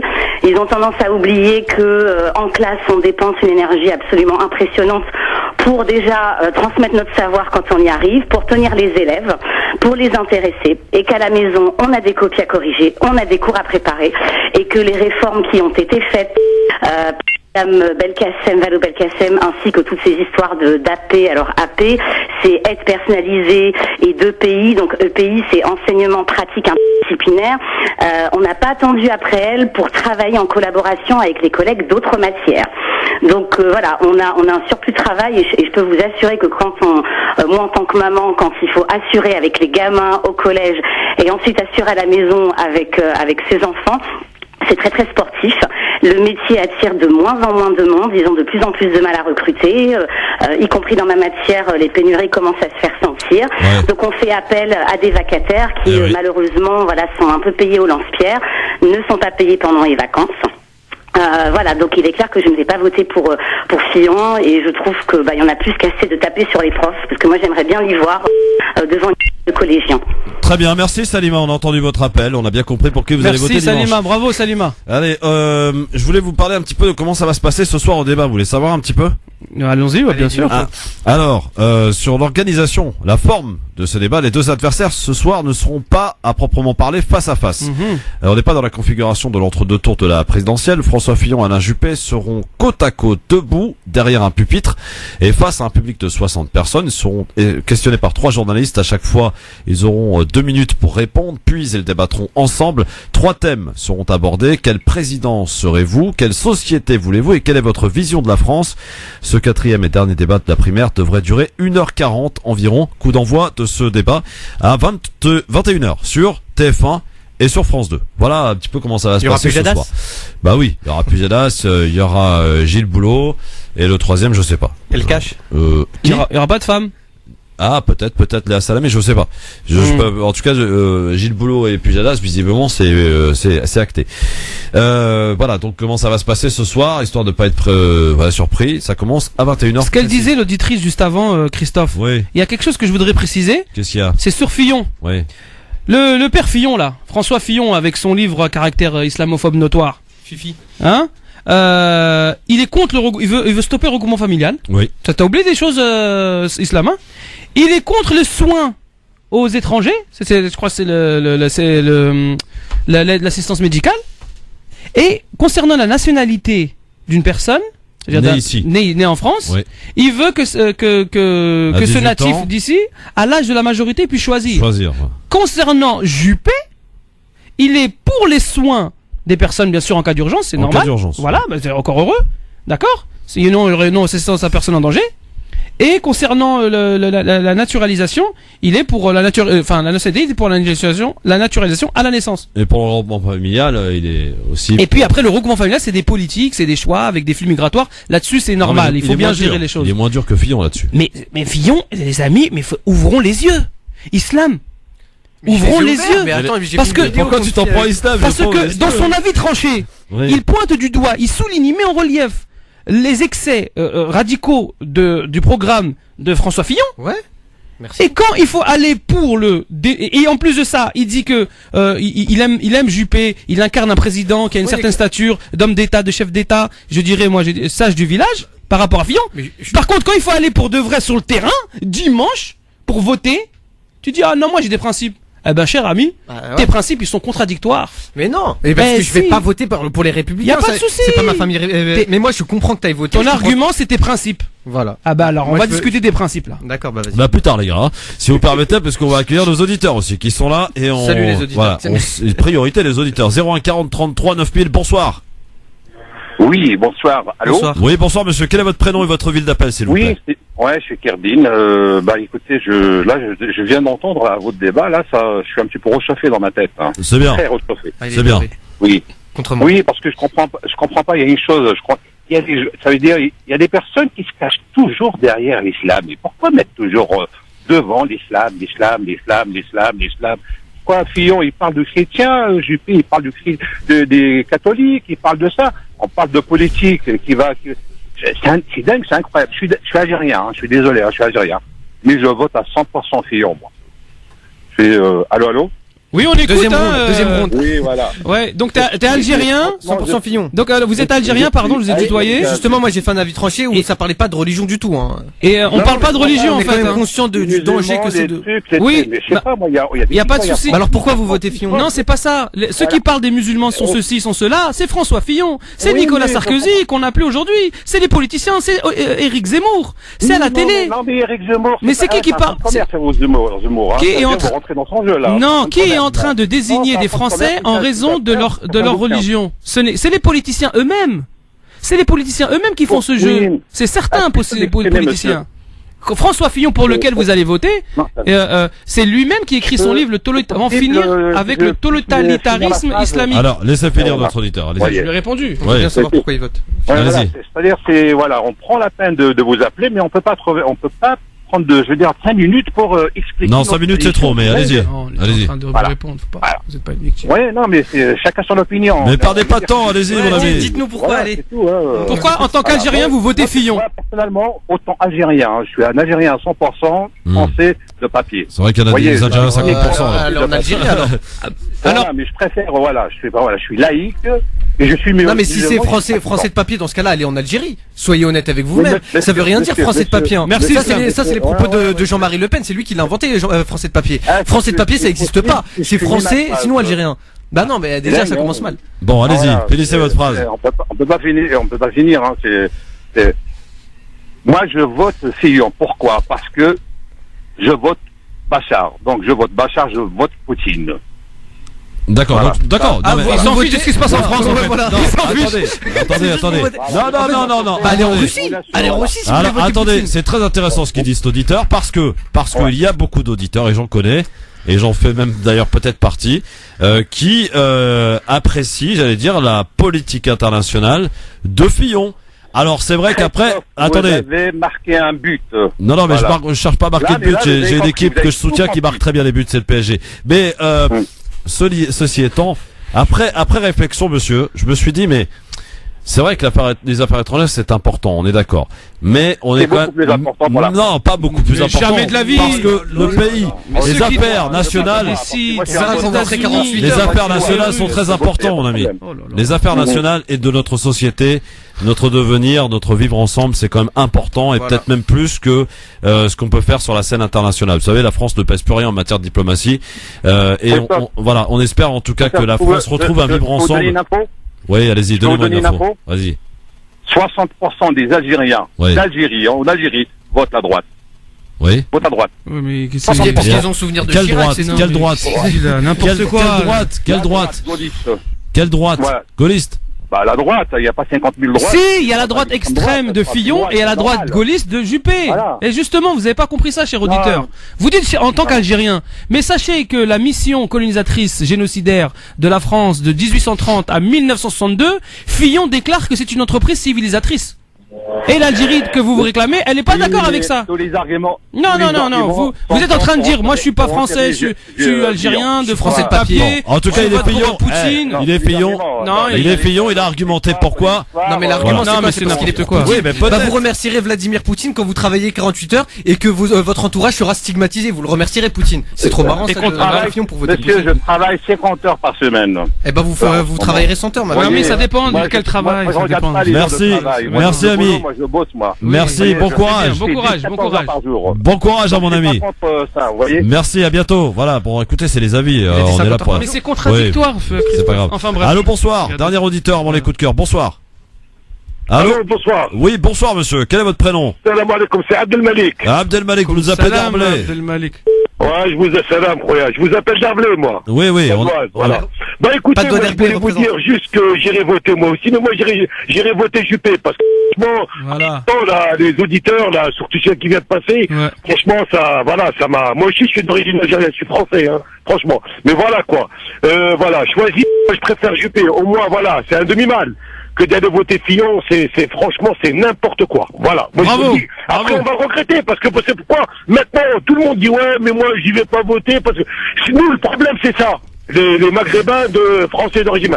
Chaque fois, c'est pareil. On est dans les cités, on est là et tout, on vote pas, on va pas s'inscrire. Et demain, quand il y a quelque chose, eh ben voilà, l'autre il est raciste, voilà ce qui va passer. Bravo. Arrêtez. Non, allez, réveillez-vous. Bravo. Allez voter mes frères. Bravo. Allez voter mes sœurs. Merci beaucoup. Et votez Juppé. Voilà.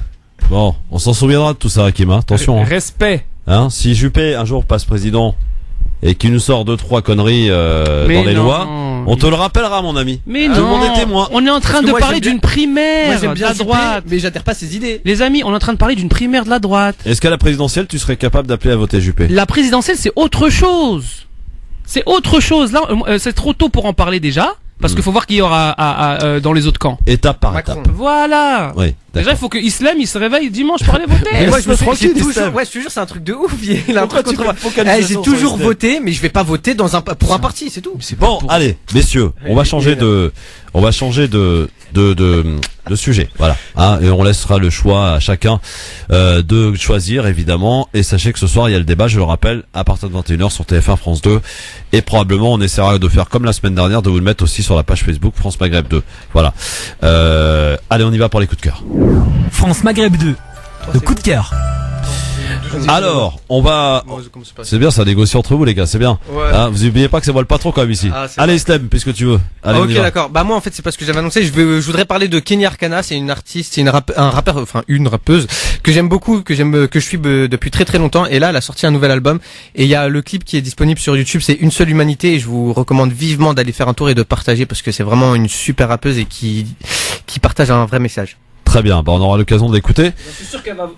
Vas-y. J'en suis sûr que Kenny Arcana, que je respecte beaucoup, elle va aller voter contre Fillon. Alors là, tu t'avances un peu, mon ami. Bon, allez, on va passer à ton coup de cœur, mon cher Hakim. On t'écoute. Oui, alors mon coup de cœur, il va en direction du Conseil islamique de la Ligue islamique mondiale. Donc c'est un conseil de très grands savants, éminents savants sunnites, qui se sont réunis en 2007 pour émettre une fatwa après l'avoir étudiée pendant 6 années concernant la participation des musulmans aux élections dans les pays non musulmans. Et donc l'issue de cette fatwa, elle est la suivante. Donc la participation du musulman aux élections aux côtés des non-musulmans dans des pays justement non-musulmans relève de la pratique religieuse à régler sur la base de comparaison entre les avantages et les inconvénients. La fatwa à émettre à ce sujet varie en fonction du temps, des lieux et des situations. Deuxième point de cet avis qui autorise justement la participation citoyenne au vote dans les pays des musulmans, dans les pays non musulmans. Il est permis aux musulmans qui jouissent des droits de citoyenneté dans les pays non musulmans de participer aux élections parlementaires et autres en raison du fait que cette participation permet de réaliser des avantages tels l'amélioration de l'image de l'islam, la défense des causes des musulmans dans les pays où ils se trouvent, d'œuvrer à l'acquisition d'avantages religieux et civils pour les minorités religieuses, quelles qu'elles soient, et le renforcement de leur impact sur la sphère d'influence. Ainsi, en coopération avec les personnes éprises d'équité, de justice, les musulmans collaborent à concrétiser une coopération fondée sur la vérité et la justice dans le respect des critères. Et pour ça, Christophe, dans mon coup de cœur, j'ai invité l'imam pour nous expliquer cette fatwa et justement l'avis islamique sur la question du vote halal ou haram. J'ai invité mon coup de cœur pour s'ajouter à mon coup de cœur le professeur imam Nordin Aoussat qui organisera ce samedi une conférence à Ivry-sur-Seine sur voter halal ou haram notamment, ou bien est-ce que c'est une bid'a ou c'est une sunna. Voilà. Il est là, hein, dis-lui bonjour. Ah, bah oui, il a l'antenne, ouais. Salam alaikum, professeur. Wa alaikum salam wa rahmatullah et salam à tous vos auditeurs et toutes vos auditrices. Oui, donc comme tu disais, donc la conférence, elle n'aura pas lieu sur voter halal ou haram, mais sur le sujet sunna ou bid'a, comment s'y retrouver. Voilà, donc oui. Notamment, en l'occurrence, quand on parle du vote, il y a toujours un ou une personne musulmane qui dira c'est bid'a, et un autre qui dira non, c'est sunna, c'est halal, c'est haram. Donc, je pense que en fonction du public, ce samedi de 14h30 à 17h30 au 32 avenue Pierre Sémar dans le 94 200 à Ivry-sur-Seine.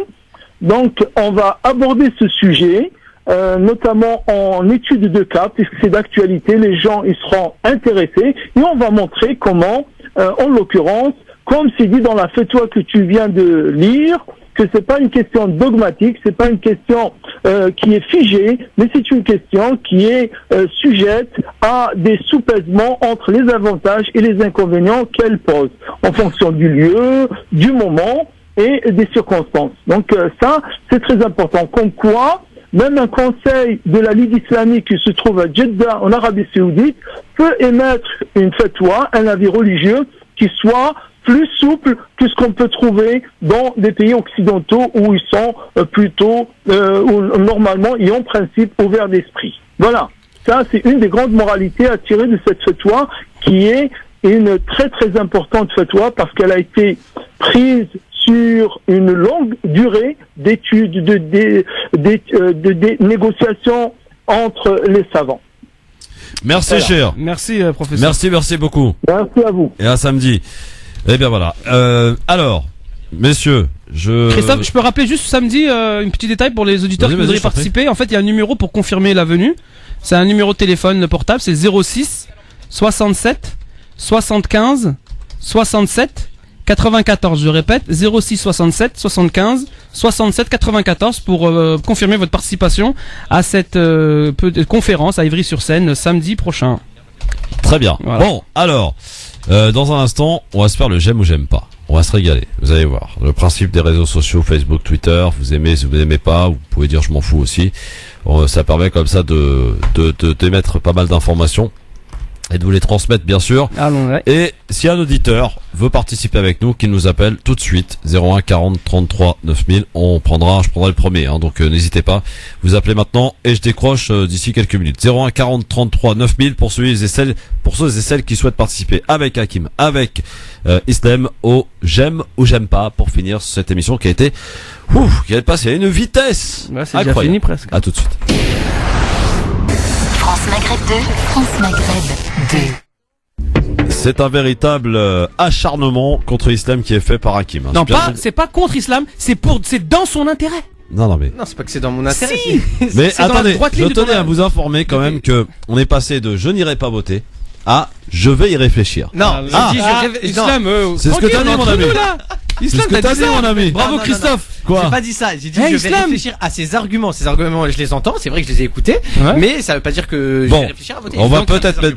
Voilà. Je vous propose juste de vous lire un dernier mail d'une auditrice qui nous a écouté depuis tout à l'heure par mail lgf@francemaghreb2.fr. Attends, il est où? Il est là. Je ne comprends pas que l'on ne souhaite pas voter. J'ai écouté les arguments de chacun, ils ne m'ont pas convaincu du tout. Je les trouve même inconscients de la chance qu'ils ont de pouvoir voter à plusieurs reprises, d'élire le candidat de droite puis de gauche, et ceci en 2 tours chacun, et ensuite l'élection se fait en 2 tours. Cette auditrice, mais quel autre pays a ce mode de scrutin? Même les États-Unis n'ont pas cette chance de choisir leur candidat. Ce sont les grands électeurs qui votent là-bas. Et puis voilà. Donc elle est choquée du fait qu'on se prive de cette chance de pouvoir élire sans être adhérent de la droite ou éliminer tel ou tel candidat. C'est exceptionnel. Et puis un auditeur qui s'en prend à toi encore, Hakim, et c'est d'ailleurs celui qui t'a interpellé tout à l'heure, qui nous dit, encore une fois je reviens vers Hakim, qui dit qu'on est des citoyens français et construit tout son argumentaire sur l'islam, les musulmans, l'islamophobie de Fillon. En aucun cas il a parlé d'autre chose. C'était n'importe quoi. Lui, il a construit tout son argumentaire sur Poutine et sur Bachar al-Assad. Quel est le rapport avec la France? Alors, l'argumentaire, il est pas du tout construit. Tout l'argumentaire, il est pas du tout construit que sur la croyance religieuse de l'ensemble de la majorité des gens qui écoutent la radio. Non. Et même de cet auditeur-là, puisqu'il dit qu'il est vraisemblablement algérien, mais on connaît pas sa confession. D'accord, on sait même pas c'est qui. Or, qu'il oublie qu'on est des citoyens avant tout, et on a le droit, au regard de la Constitution, de la Déclaration des droits de l'homme, d'avoir telle ou telle pensée. Allez, j'aime ou j'aime pas, c'est parti. Et avec nous on a Issam. Salut Issam. Salut Issam, tu nous appelles d'où? Bonsoir monsieur. D'Elancourt. Elancourt, très bien. Allez, on y va pour le j'aime ou j'aime pas, messieurs, vous connaissez le principe, je vous rappelle pas. On aime, on n'aime pas, on s'en fout. Bon. C'est la première fois que je participe, donc justement, sois le bienvenu. Hors antenne. Alors, eh ben écoute, tu vas comprendre très rapidement, on aime ou on n'aime pas les informations que je vais vous donner. Incident à Beaumont-sur-Oise, vous êtes certainement au courant après l'incarcération des 2 frères de Adama Traoré. Adama Traoré, je vous rappelle que c'est ce jeune homme qui a été tué à la suite d'un contrôle de gendarmerie à Beaumont-sur-Oise. Dieu et son âme, ouais. 2 frères deux frères Adama qui ont été incarcérés pour outrage. Ben, on sait pas pourquoi ils ont été incarcérés. Ils ont été incarcérés pour outrage, apparemment sur des affaires qui remontent un petit peu. Donc, visiblement, ce qui se passe, c'est que la sœur de Adama Traoré gêne un peu. Et en fait, on est en train de faire payer à la famille Adama Traoré, justement les déclarations un petit peu violentes de la sœur de Adama Traoré. Voilà. D'accord, c'est pour ça. Qui se retrouve. Donc, on n'aime pas. Bah non, on n'aime pas tout ça, non, cette campagne de dénigrement. Alors, on enchaîne. Pour avoir viré Éric Zemmour, iTélé a été condamné à 50 000 euros. J'aime pas. Pourquoi il doit être viré par tous les programmes normalement, lui. Moi j'aime pas, ouais, il doit être viré, ouais. C'est bien ça. Il doit être viré, mais pourquoi payer 50 000 euros? C'est à lui? Parce qu'il a fait appel auprès du prud'homme. Un contrat. Voilà. Après c'est la loi, c'est comme ça. Ouais. Malek Bouti, vous connaissez Malek Boutique? Non. Malek Bouti, ce député a déclaré au Figaro on ne peut pas laisser François Hollande être candidat. Selon Malek Bouti, qui est du Parti Socialiste. Pour moi, il sert à rien, lui. Ouais, bah, s'il veut être candidat, François, il sera candidat. On n'aime pas Malek Bouti. Très bien. 250 parlementaires de droite dénoncent les attaques contre Fillon. J'aime pas. Ils dénoncent les attaques? Oui, ils dénoncent les attaques et ils disent même à Alain Juppé de revenir vers la dignité de la droite. Ben non. J'aime pas alors. Bien sûr qu'on n'aime pas. Ils font le jeu de Fillon. La dignité de la droite, c'est ramper pour gratter les électeurs du FN. Bah si c'est ça ta dignité, mon gars, t'as pas beaucoup de dignité. La Tunisie confirme la présence de drones américains sur son territoire. J'aime ou j'aime pas ou je m'en fous. Bah la Tunisie elle est souveraine, c'est des accords, ils sont pas tombés du ciel les drones, il y a des accords, c'est normal. Ça il en va de l'intérêt de la région ou c'est des accords militaires. Bah moi j'aime pas, difficile de se prononcer. Je pense que voilà la colonisation c'est fini, on n'a pas colonisation. La colonisation. Attends, c'est quoi le truc? Non, c'est une base militaire, c'est pour de la sécurité. Mais non, c'est pas la sécurité. Après, justement la Tunisie est souveraine, elle devrait assurer sa sécurité seule, elle devrait pas avoir besoin. Oui, mais là on est censé pas aimer Alors on aime, on n'aime pas. Moi j'aime pas. Moi j'aime pas. Bah qu'est-ce qu'on ne doit pas aimer? C'est ça le c'est pas précis, ils vont pas ramener juste des soldats, c'est très précis. La Tunisie, par la voix de son président Béji Caïsepsi, a confirmé la présence de drones américains sur son territoire. En fait, il y a 70 soldats, 70 soldats américains qui sont en Tunisie. Les États-Unis font pression à la Tunisie pour qu'ils ouvrent effectivement une base militaire. Alors que Béji Caïsepsi a précisé, il s'agit pas d'une base militaire, mais il s'agit de soldats qui sont là pour faire décoller des drones pour la sécurité à la frontière Tunisie-libyenne. Voilà. Moi j'aime pas, parce que malheureusement aujourd'hui, si on avait un grand Maghreb arabe, union de Maghreb arabe, on n'en serait pas là aujourd'hui. Et comme les pays du Maghreb, du nord d'Afrique, sont divisés, bah, les Américains font ce qu'ils veulent. Le Maroc renforce sa sécurité frontalière suite à la détection de grippe aviaire en Algérie. J'aime pas. On n'aime pas ça. Parce qu'il faudrait, je pense, faire un accord entre les deux pays, vraiment qu'on... Non mais de toute façon, il y aura toujours X ou Y. Privilégier l'échange, parce que je pense que c'est chaque pays de son côté. Dès qu'il y a une histoire, ils se referment sur eux-mêmes, donc c'est pas bon. Issam, tu dis j'aime pas, mais pas 3 heures dans les explications, mon frère, on n'a pas tout le temps. On y va. Pour François Hollande, Macron, écoutez bien, ne dépassera pas les 5 à 7% à la présidentielle. J'aime ou j'aime pas? La réflexion de Hollande? Oui. Moi j'aime. Ah ouais? Mais tu verras que Macron il va faire beaucoup plus que 5%. Il va faire rien du tout. Tu aimes ou pas la déclaration d'Hollande? Bah oui, il aime. Bah non, mais c'est à lui de répondre. Mais il a dit oui. Ouais, bof. Pour Nadine Morano ce matin chez Bourdin, Juppé ne va pas assez loin sur l'islam radical.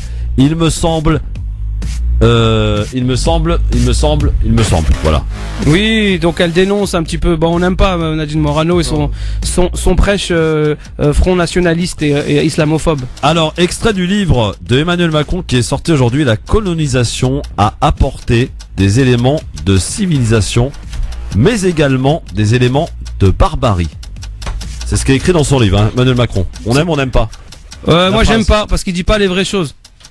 Moi, j'aime pas. La colonisation, c'était une entreprise génocidaire des peuples d'Afrique. Et tu sais quoi, moi j'aime, parce qu'au moins il a le courage de reconnaître, pour comparer aux autres, qu'il y a de la barbe. C'est un leurre, c'est pour te faire croire qu'il est bien. Merci Istem Saïdi, merci Sam, à très vite.